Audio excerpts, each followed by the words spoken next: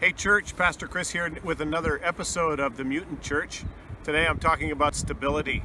Behind me here is the Williams Lake River Valley, which is experiencing a 1 in 200 year flood right now, according to our city authorities. The riverbanks around here are made up of mostly sandy material, which sloughs off into the water at the best of times. But right now, huge swaths of the bank, including whole sections of road, have fallen into the river. And bridges, and more importantly, our sewage lagoons are under threat.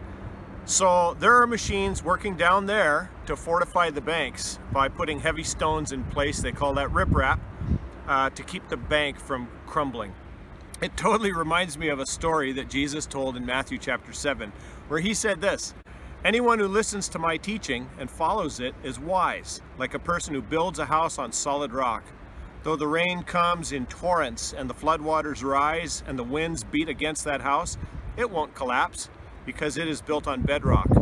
But anyone who hears my teaching and doesn't obey it is foolish, like a person who builds his house on sand. When the rains and floods come and the winds beat against that house, it will collapse with a mighty crash." See, nothing can stand a flood for very long. As the old saying goes, water finds a way. If you're resting on a loose foundation, no matter how good something looks on the outside, that time of testing is going to shake it loose. And when it falls hard and quick. That's what happens in people's lives when they build their lives on the wrong foundation. See, even if you read the Bible, if you listen to sermons, but you don't actually put those things into practice in your life, Jesus said that when a time of crisis comes, the foundation of your life will be unstable. And you could crash hard. It may not happen right away, but when it happens quickly. But if you build your life by regularly putting into practice the things that Jesus teaches, then when the crisis comes, that foundation of faith is stable and will support you no matter how hard the rain falls, no matter how high the floodwaters rise around you. A time of crisis is going to reveal what your foundation is. For some people, the foundation of their lives is their health, and the coronavirus terrifies them because it could take their health. For other people, their foundation is a strong financial life or personal freedom, and they may fear losing not their lives, but losing their livelihood or losing their lifestyle. But when the ground underneath you is shaking, what you fear is revealing what you're really building your life on. It's right to be concerned about everything that's going on around us. I mean, it's right to be concerned about keeping good health and concerned about the economy. Those are good things to be concerned about.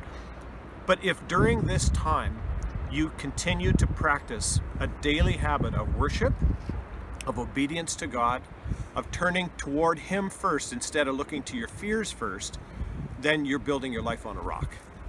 We're called to run to God, our rock, our fortress, our salvation.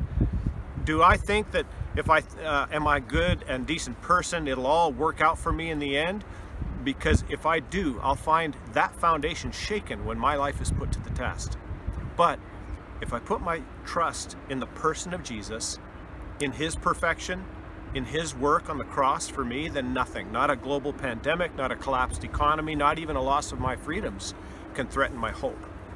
Psalm 62, the first 2 verses, puts it so well. "Truly, my soul finds rest in God. My salvation comes from Him. Truly, He is my rock and my salvation. He is my fortress. I shall not, never be shaken." Well, that's all from me. I'll talk to you again real soon. God bless you all. I'm praying for you. Pray hard. Bye-bye.